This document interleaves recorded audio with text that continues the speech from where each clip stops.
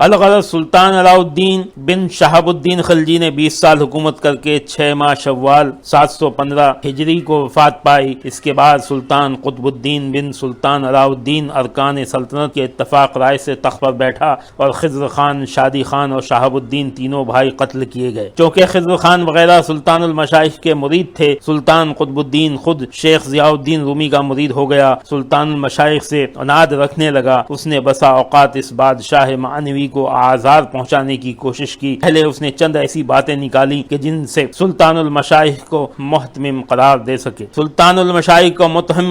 سکے، لیکن اس کی کوئی چال کارگر نہ ہوئی۔ اس کے بعد اس نے شہر کے سب علماء کو جمع کر کے حکم دیا کہ شہر کے سب مشائخ کو مطلع کر دیا جائے کہ ہر چاند رات کو میری خدمت میں حاضر ہوں۔ شیخ نظام الدین کو مطلع کر دو کہ اس حکم کی تعمیل کرے، اگر یہ حکم قبول نہ کرے تو مجھے اطلاع دو کہ جس طرح طلب کر سکتا ہوں طلب کر دوں۔ بلکہ اس نے چند ایسی باتیں کہیں جو ناگفتہ تھیں۔ بادشاہ سے یہ حکم حاصل کر کے کہ سید قطب الدین غزنوی، امان الدین طوسی، مولانا برہان الدین یزدی اور دوسرے علماء نے سلطان المشائخ کی خدمت میں آ کر بیان کیا اور عرض کیا کہ چونکہ بادشاہ نوجوان آدمی اور ناعاقبت اندیش ہے اور حضرت شیخ دانش مند ہیں، ہماری رائے یہ ہے کہ آپ بادشاہ کا حکم قبول فرما دیں۔ سلطان المشائخ نے ذرا تأمل کر کے فرمایا انشاءاللہ تعالی دیکھو کیا ظہور پذیر ہوتا ہے۔ انہوں نے بادشاہ کی خدمت میں جا کر کہا کہ ہم شیخ کو راضی کر آئے ہیں، آپ کے پاس آئیں گے۔ یہ واقعہ 27 ماہ شوال کو رونما ہوا۔ دوسرے دن عزیز الدین علی شاہ حضرت امیر خسرو جو سلطان المشائخ کے محبوب ترین مرید تھے آ کر کہا کہ بادشاہ چاند رات کا منتظر ہے، حضور تشریف لے جائیں۔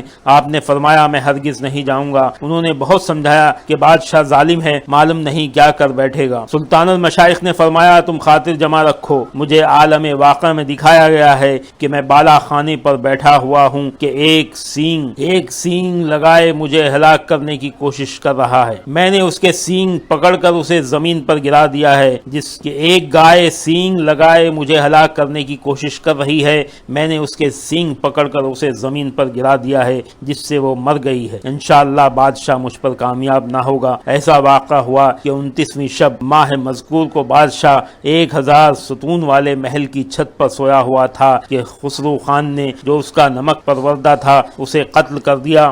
عین اسی وقت سلطان المشائخ اپنی خانقاہ میں گشت کر رہے تھے اور یہ شعر پڑھ رہے تھے کہ اے رو بحق چرا نشتی بجائے خویش، با شیر پنجا کر دی ددیدی سزائے خویش۔ اے حقیر لومڑی تو اپنے مقام پر کیوں نہ رہی، تو نے شیر کے ساتھ زور آزمائی کی اور اپنا حشر دیکھ لیا۔ اس نے 4 سال اور 4 مہینے حکومت کی اور 720 کو خسرو خان کے ہاتھوں مارا گیا۔ خسرو خان نے بادشاہ کی بیوہ سے شادی کر لی اور دلی کے تخت پر قابض ہو گیا۔ اس نے خزانے کے دروازے کھول دیے اور لوگوں کی پرورش شروع کر دی جس سے لوگ اس کے گرد جمع ہونے لگے۔ اس نے کافی رقم درویشوں کے لیے بھی وقف کی، چنانچہ اس نے 5 لاکھ روپے سلطان المشائخ کی خدمت میں ارسال کیے۔ دوسرے درویشوں نے روپیہ جمع کر لیا لیکن سلطان المشائخ نے سب کچھ فقراء میں تقسیم کر دیا۔ 4 ماہ کے بعد غیاث الدین تغلق نے جو سلطان قطب الدین کی طرف سے ملتان کا حاکم تھا لشکر کشی کی اور خسرو خان بھاگ نکلا۔ چونکہ سلطان علاؤالدین کی نسل کا کوئی آدمی موجود نہ تھا،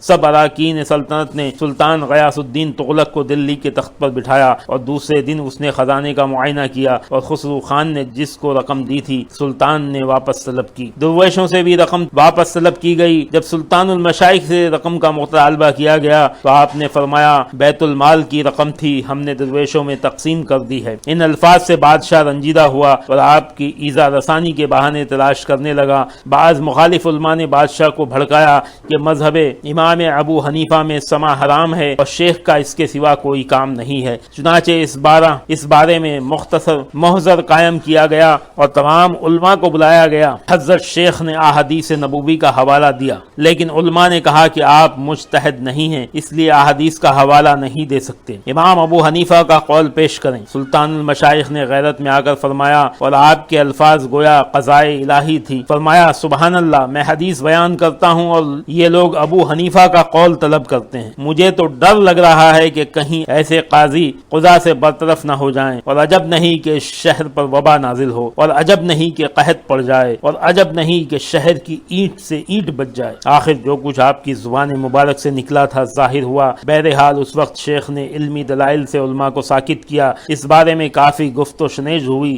جس کی اس مختصر کی کتاب میں گنجائش نہیں ہے۔ اس وقت شیخ علیم الدین علا شیخ بہاؤالدین زکریہ ملتانی کے پوتے ملتان سے تشریف لائے۔ سلطان استقبال کے لیے باہر گیا، لیکن شیخ علیم الدین نے پہلے سلطان المشائخ سے ملاقات کی، اس کے بعد بادشاہ سے ملے۔ انہوں نے حالات معلوم کر کے بادشاہ سے کہا کہ سلطان المشائخ سما کے اہل ہیں، ان سے گستاخی ناروا ہے۔ یہ سن کر بادشاہ شرمندہ تو ہوا، لیکن اس کے دل سے منافقت نہ نکلی۔ چنانچہ اس وقت تو بادشاہ نے سلطان المشائخ کو اعزاز کے ساتھ رخصت کیا اور خود لکھنوتی کی طرف کسی ضروری کام سے چلا گیا، لیکن تاریخ نظامی میں لکھا ہے کہ واپسی پر اس نے کہا کہ جب دہلی پہنچوں گا تو شیخ کو شہر بدل کر دوں گا۔ جب لوگوں نے سلطان المشائخ تک یہ بات پہنچائی تو آپ نے فرمایا کہ ہنوز دہلی دور است، ابھی دہلی دور ہے۔ یہ محاورہ آج تک زبان زد خاص و عام ہے۔ جب دہلی سے 2-3 کوس یعنی تغلق آباد میں پہنچا تو وہاں اس نیت سے ٹھہر گیا کہ وہاں شیخ کو طلب کروں گا،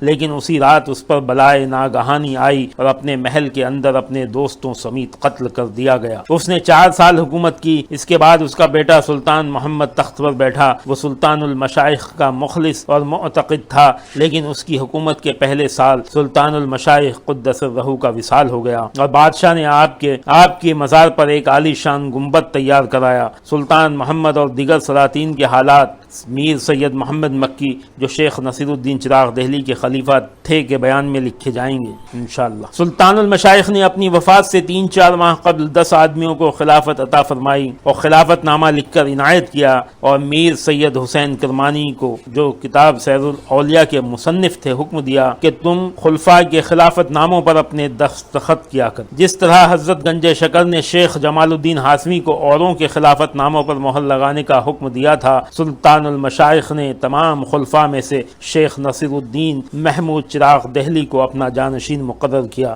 یہ فرماتے ہوئے کہ دہلی کی غمخواری کم کرنا۔ آپ کے دوسرے خلفاء کا ذکر طبقہ ہشتم میں لکھا جائے گا۔ صاحب سیر العارفین لکھتے ہیں کہ جب سلطان المشائخ کی عمر 94 سال اور 8 ماہ ہوئی تو آپ بیمار ہو گئے اور چند ماہ بیمار رہے، لیکن سید محمد کرمانی نے سیر الاولیاء میں یہ تسبیح کی ہے کہ آپ کی بیماری 40 دن سے زیادہ نہ تھی، اور وہ بھی ذات مطلق کے مشاہدے میں تحیر تھے۔ بیماری کی ابتدا یوں ہوئی کہ جمعے کے دن آپ پر حال طاری ہوا اور تجلی ذات کے مشاہدے سے آپ کا سینہ روشن ہو گیا۔ اثناء نماز میں حق تعالیٰ کو سجدے کرتے ہوئے عالم تحیر میں گھر تشریف لائے اور گریا جو پہلے بھی تھا آپ پر غالب آ گیا۔ آپ ہر روز کئی بار غائب ہو جاتے اور کئی بار ظاہر ہو جاتے۔ آپ ہر بار یہی سوال کرتے کہ آج جمعہ ہے اور میں نے نماز پڑھی ہے؟ لوگ عرض کرتے کہ جی ہاں آپ نے نماز پڑھی ہے، لیکن آپ فرماتے تھے کہ اچھا ایک بار پھر پڑھ لیتا ہوں۔ اسی طرح آپ ہر نماز دوبارہ پڑھتے تھے اور یہ مصرع پڑھتے جاتے تھے کہ میں روم میں روم وہ میں روم، ہم جا رہے ہیں ہم جا رہے ہیں ہم جا رہے ہیں۔ اسی حالت میں آپ نے اپنے تمام عزیز و اقارب خدمتگاروں اور مریدوں کو طلب فرمایا اور خواجہ اقبال خادم سے فرمایا کہ جو کچھ گھر میں ہے سب لوگوں میں تقسیم کر دو اور 1 پیسہ بھی باقی نہ رکھو۔ سید حسین نے آ کر عرض کیا کہ سب کچھ تقسیم کر دیا گیا ہے، لیکن چند ہزار من غلہ وظیفہ خوار فقراء کے لیے رکھا ہے۔ آپ نے فرمایا اس مردہ ریت کو کس لیے رکھا ہے؟ اس کے بعد انہوں نے غلے کے گوداموں کی دیواروں میں شگاف کر دیے اور سارا غلہ لٹا کر جھاڑو دے دیا۔ اس کے بعد سب متعلقین نے آ کر عرض کیا کہ ہاں حضرت کے بعد مجھ مسکین کا کیا حال ہوگا؟ آپ نے فرمایا کہ تمہیں میرے روزے سے اس قدر مل جایا کرے گا کہ مکتفی ہو جائے۔ الغرض 40 دن کے عرصے میں آپ نے کچھ نہ کھایا اور نہ زیادہ بات کی۔ 40ویں روز طلوع آفتاب کے بعد بدھ کے دن 18 ماہ ربیع الاول 725 ہجری آپ نے جان مشاہدہ حق میں تسلیم کر دی اور دلی میں دفن کیے گئے۔ کسی نے آپ کی تاریخ وصال یوں نکالی ہے کہ نظام دو گیتی شاہ ماہ دین سراج دو عالم شدہ بالیقین چو تاریخ قونش بجستم زغیب ندا داد حاطف شہنشاہ دین۔ دونوں جہاں کے نظام ہمارے دین کے بادشاہ بالیقین دونوں جہانوں کے چراغ، جب میں نے آپ کی تاریخ وفات کی جستگی کی تو حاطف نے آواز دی کہ شہنشاہ دی ہیں۔ صاحب کتاب سیر الاولیاء لکھتے ہیں کہ جب سلطان المشائخ کو قبر میں رکھا گیا تو آپ نے جو خرقہ خواجہ گنج شکر سے حاصل کیا تھا آپ کی وصیت کے مطابق آپ کے جسم مبارک پر ڈالا گیا اور حضرت گنج شکر کا مصلی آپ کے سر کے نیچے رکھا گیا۔ یہ بات بزرگان دین میں جائز ہے اور اکثر مشائخ کبار کا یہی دستور رہا ہے کہ اپنے پیر کا عطا کردہ خرقہ یا فرزند سہلہ کے حوالے کر کے گئے ہیں یا اپنے ساتھ قبر میں لے گئے۔ چنانچہ کتاب مذکور میں اس کا مفصل ذکر ہے۔ آپ کی نماز جنازہ کی امامت حضرت شیخ بہاؤالدین زکریا ملتانی کے پوتے حضرت رکن الدین نے کی۔ نماز کے بعد انہوں نے فرمایا کہ مجھے اب معلوم ہوا کہ 4 سال تک مجھے اس کام کے لیے دلی میں رکھا گیا تاکہ سلطان المشائخ کے جنازے کی امامت کا شرف حاصل کر سکوں۔ سلطان المشائخ اور شیخ رکن الدین کے درمیان بے حد محبت تھی، چنانچہ سیر الاولیاء میں اس کا مفصل ذکر آیا ہے۔ سلطان المشائخ ان بزرگوں میں سے تھے جو اپنی قبر میں بیٹھے تصرف کر رہے ہیں، چنانچہ آپ کا روضہ مبارک خلقت کا قبلہ حاجات ہے اور آپ کے فیض روحانیت سے اس قدر نعمتیں حاصل ہوتی ہیں کہ بیان سے باہر ہیں۔ سبحان اللہ۔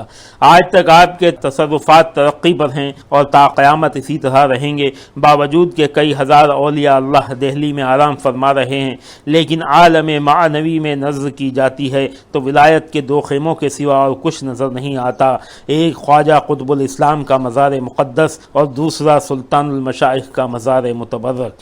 سلطان المشائخ کے مزار کے مجاوروں کا عجب پسندیدہ طریق دیکھا گیا ہے، سب کے سب نہایت اخلاص و محبت کی نیکی اور عبادت کے زیور سے مزین ہیں۔ روضہ متبرکہ کی خدمت کے لیے انہوں نے 4 گروہ مقرر کیے ہوئے ہیں، ایک حضرت شیخ بدر الدین اسحاق کے فرزندان خواجہ محمد اور خواجہ موسیٰ کی اولاد، اور دوسرا خواجہ رفیع الدین ہارون اور خواجہ نقی الدین نوح خواہر زادگان سلطان المشائخ کی اولاد، تیسرا خواجہ ابو بکر مصطفیٰ دار سلطان المشائخ جو حضرت سے رشتہ بھی رکھتے تھے کی اولاد، چوتھا خواجہ بشیر کی اولاد جو آپ کے خادم خاص اور محرم راز تھے۔ چنانچہ ان 4 گروہوں کے حالات سیر الاولیاء میں مفصل درج ہیں اور خواجہ قطب الاسلام اور سلطان المشائخ کے مزارات کے متولی کافی عرصے سے حضرت گنج شکر کی اولاد میں سے ہیں جو دہلی میں سکونت اختیار کر چکے ہیں رحمت اللہ تعالی علیہ۔ اللہ تعالیٰ آپ کو اور مجھے اور تمام چشتیوں کو اور سرکار کی